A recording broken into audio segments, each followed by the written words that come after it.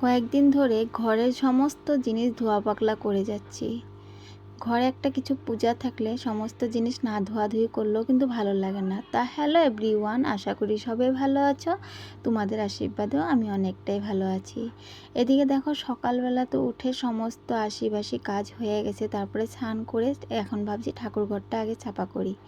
আজকে কিন্তু অনেক কাপড় ধুয়ে দিয়েছি, কিন্তু কাপড় ধুয়ে দিলে কি হবে, ওই যে বৃষ্টি চলে আসছে, এখন তো কিছু করার নেই। তো ঘরের রশিতে এনে রেখে দিতে হবে। তো এদিকে দেখো, আমি ঠাকুর ঘরটা সুন্দর করে ছাপা করে তারপরে যে এখন ঠাকুরের পূজা দিয়ে নিলাম। আর সকালবেলা আজকে ব্রেকফাস্টে হালকাই নাস্তা করেছি, যেহেতু অনেক কাজ করেছি তার জন্য ভাবলাম আজকে রুটি ছুটি করবো না। তো এদিকে দেখো, তোমাদের দাদা আবার বাজার থেকে মাছও নিয়ে চলে আসছে।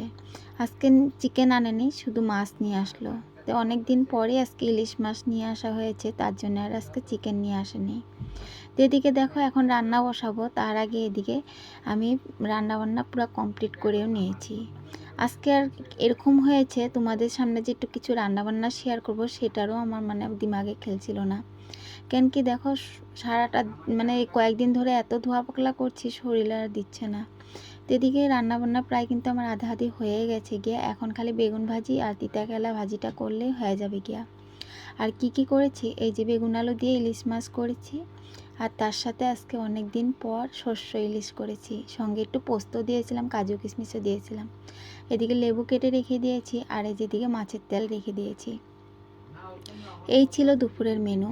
আর সঙ্গে তো বেগুন ভাজি আর তিতাকালা ভাজি আছে। ভাবছিলাম এই দুটাও করব না, কিন্তু তোমাদের দাদার একটা বস এসেছে, সে আজকে কয়েকদিন ধরে এসেছে, ভাবছিলাম আমরা ঘরে নিয়ে এসে খাওয়াবো।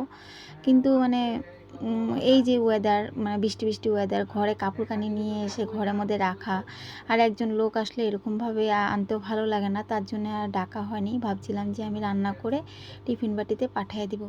তো এদিকে আমি রান্নাবান্না করে তারপরে তোমাদের দাদা নিয়ে যাবে গিয়া খাওয়াটা, তারপরে এদিক দিয়ে তোমাদের দাদাও নিয়ে গিয়েছে, ওরাও আসার পরে খাওয়া দাওয়া করে নিল।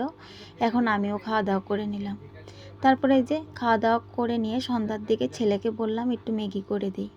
তো ছেলেকে একটু ম্যাগি করে দিলাম, ছেলে খেয়ে নিল। তা আজ ভিডিওটা এটুকুই রাখলাম, আর আজকে একটু বাড়ালাম না ভিডিওটা। সবাই ভালো থেকো, সুস্থ থেকো, বাই।